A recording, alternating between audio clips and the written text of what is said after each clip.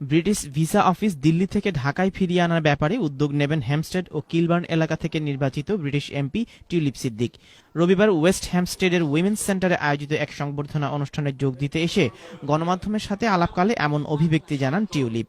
আমি শুনেছি যে মানুষের অসুবিধা হচ্ছে ভিসা সেশনটা নিয়ে যাওয়ার পর, আমরা দেখি কি করা যায়। আমরা চেষ্টা করব যে মানুষের জন্য জানি আরো ইজিয়ার হয়ে যায়, আমরা এখানে নিয়ে আসার চেষ্টাটা করব। আমরা তিনজন একসাথে কাজ করব, এটা আমরা প্লেজ করে ফেলেছি কালকে। নির্বাচিত হবার পর হ্যামস্টেড ও কিলবার্ন এলাকার মুসলমানদের জন্য একটি স্থায়ী মসজিদ প্রতিষ্ঠার প্রতিশ্রুতিও দিয়েছেন লেবার দলীয় এই এমপি।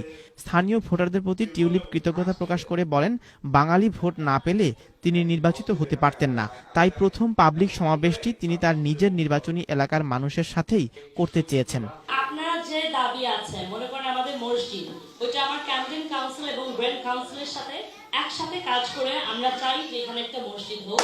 আপনারা জানেন গ্লেন্ডা জ্যাকসন 42 ভোটে জিতেছিল, এখানে আমরা 1138 ভোটে জিতলাম। এবার 1000 যে আমাদের বাঙালি ভোট, ওনারা আমাকে ভোট করেছে, কিন্তু সব কমিউনিটি থেকে আমার ভোট আসছে। কিন্তু অবশ্যই বাঙালিরা যে সাপোর্ট দিয়েছে, যে দোয়া দিয়েছে এবং আমাকে যেভাবে সাহায্য করেছেন, ওই সাহায্য ছাড়া আমি আজকে এমপি হতে পারতাম না হ্যামস্টেড কিলবার্নের। মানুষজন যে বাসায় থাকে, মনে করেন ওভারক্রাউডিং কিংবা ড্যাম্প কিংবা রিহাউজিং, এইসব নিয়ে আমাদের বারবার করে মানুষজন আসছে। তাই আমি ক্যামডেন কাউন্সিল এবং ব্রেন্ট কাউন্সিলের সাথে কাজ করছি যে আমাদের জানি আরো সোশ্যাল হাউজিং বিল্ড হয় এখানে।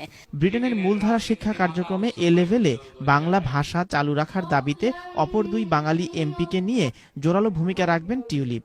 এটা কিন্তু এই সরকারের ডিসিশন, এটা কিন্তু আমাদের ডিসিশন না। তো আমি ঠিক করেছি যে খালি রুশনা রূপার সাথে না, আমাদের ওয়েস্ট রিচিং মনে করেন ইলিং এ কিংবা আমাদের স্টিভেন পাউন্ড অ্যাক্টনে সবাই ঠিক করছে যাদের বাঙালি কনস্টিটিউয়েন্স আছে, আমরা মিলে একটা আর্লি ডে মোশন করব যে আমরা চাই না আমাদের বাঙালি জিসিএসসি এ লেভেল এবং গুজরাটি জিসিএসসি এ লেভেল, হিন্দু জিসিএসসি যেগুলো আছে ওগুলোকে আমরা বাদ দিতে চাচ্ছি না। সংবর্ধনা অনুষ্ঠানে টিউলিপ সিদ্দিকীর মা বঙ্গবন্ধু কন্যা শেখ রেহানা ছাড়াও স্থানীয় কমিউনিটির বিশিষ্টজনরা উপস্থিত ছিলেন।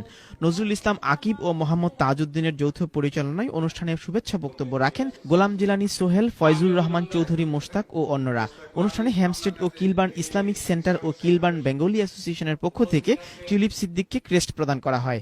এছাড়াও নির্বাচনকালে যে সকল স্বেচ্ছাসেবকরা টিউলিপের ক্যাম্পেইনে ঘনিষ্ঠভাবে কাজ করেছেন, তারা টিউলিপকে ফুল দিয়ে শুভেচ্ছা জানান। Tanvir Ahmed, channel S news, London.